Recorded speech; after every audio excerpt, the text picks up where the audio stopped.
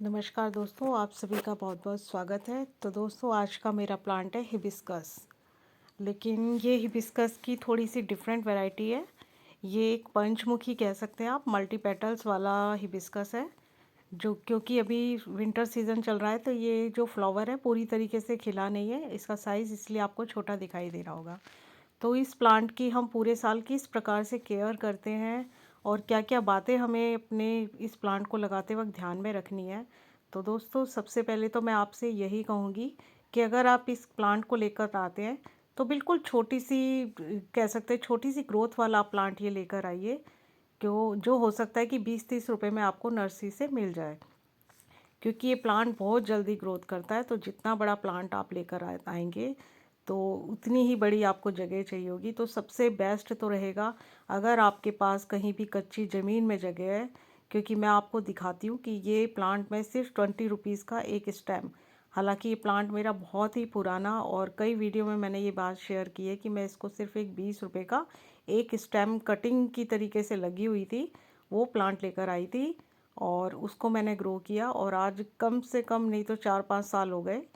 तो ये प्लांट अब आप देख सकते हैं कि बिल्कुल एक छोटे से ट्री में कन्वर्ट हो गया है।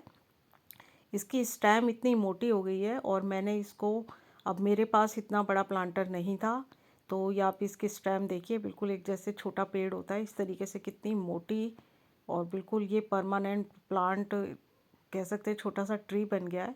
तो मैं तो यही कहना चाहूँगी कि जितना हो सके इसको या तो बड़े से बड़े ग्रो बैग में आप इसको लगाइए, क्योंकि पॉट का साइज़ अगर आप इतना रखेंगे तो वो बहुत ही हैवी हो जाएगा। अगर आप टेरेस पे गार्डनिंग कर रहे हैं तो आप इसे ग्रो बैग में लगाइए, बड़े से बड़े में।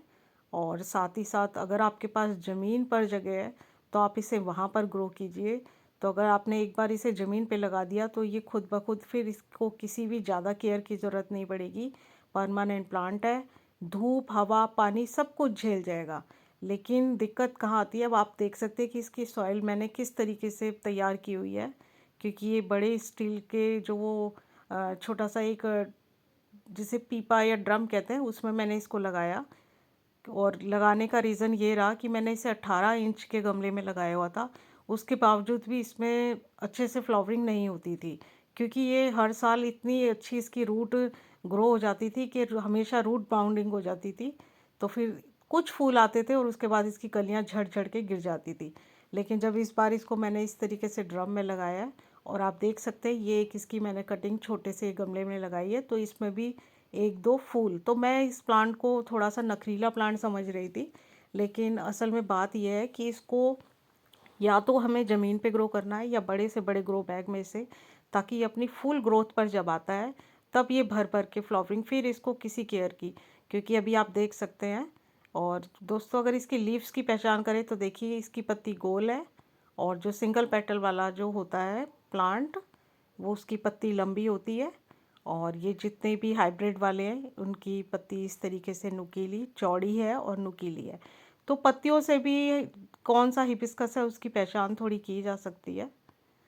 और ये मेरे सारे हाइब्रिड के हैं। तो दोस्तों, जिस प्रकार से मैं आपसे कह रही थी कि जितना हो सके इसको, अगर एक बार इसे ज़मीन में लगा दिया फिर तो आपको ज़्यादा केयर की ज़रूरत नहीं पड़ेगी।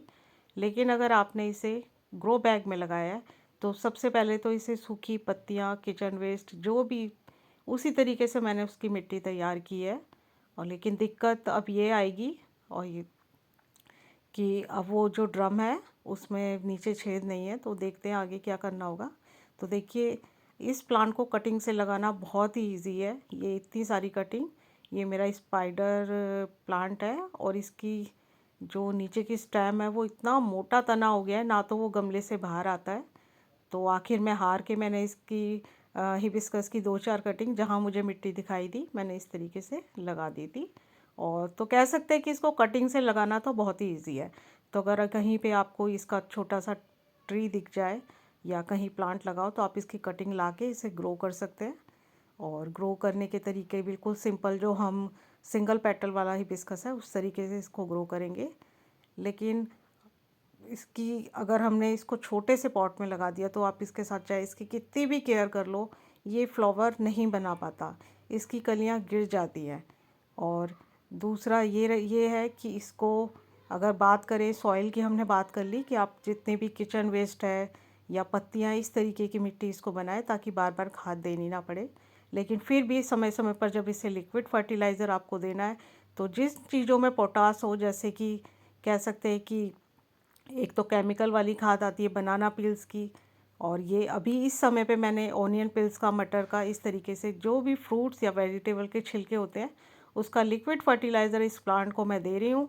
और आप देख सकते हैं कि पूरा प्लांट कलियों से भरा हुआ है और बहुत अच्छी फ्लावरिंग इस पे अब हो रही है। हालांकि विंटर सीज़न में जहाँ सभी प्लांट्स ने, हिबिस्कस के सभी देसी वैरायटी ने फ्लावर देने बंद कर दिया है, लेकिन ये मल्टी पेटल्स वाले पे अभी भी फ्लावरिंग, हालांकि पूरा गर्मी का सीज़न बीत गया, बारिश बीत गई, इस पे फूल नहीं आए। कलियाँ बनती भी थी तो वो झड़ जाती थी, लेकिन उसका रीज़न एक ही समझ में आ रहा है कि इस प्लांट को बड़ी से बड़ी जगह चाहिए। अगर आपने इसे एक अच्छे बिग साइज़ में ग्रो किया तो ठीक है, वरना आप सिर्फ इसकी सेवा ही करते रह जाएंगे और आपको फ्लावर नहीं मिलेंगे। और ये एक कटिंग मैंने ये भी ग्रो की हुई है। तो वैसे तो इज़ी टू ग्रो है, इज़ी टू मेंटेन है, बस जो इसके साथ दिक्कत आती है बड ड्रॉप हो जाती है। तो या तो आप छोटे से छोटा भी, ये कह सकते हैं कि 18-20 इंच का भी अगर आप पॉट लेते हैं तो उसमें बहुत ज़्यादा आपको खाद वगैरह देनी होगी, और साथ ही साथ समय समय पर इसे लिक्विड फर्टिलाइज़र दीजिए। जितना हो सके फुल सनलाइट में इसको रखिए, और पानी भी इसे पूरा बराबर मात्रा में चाहिए। तो बस इस तरीके से अगर हम इसकी केयर करेंगे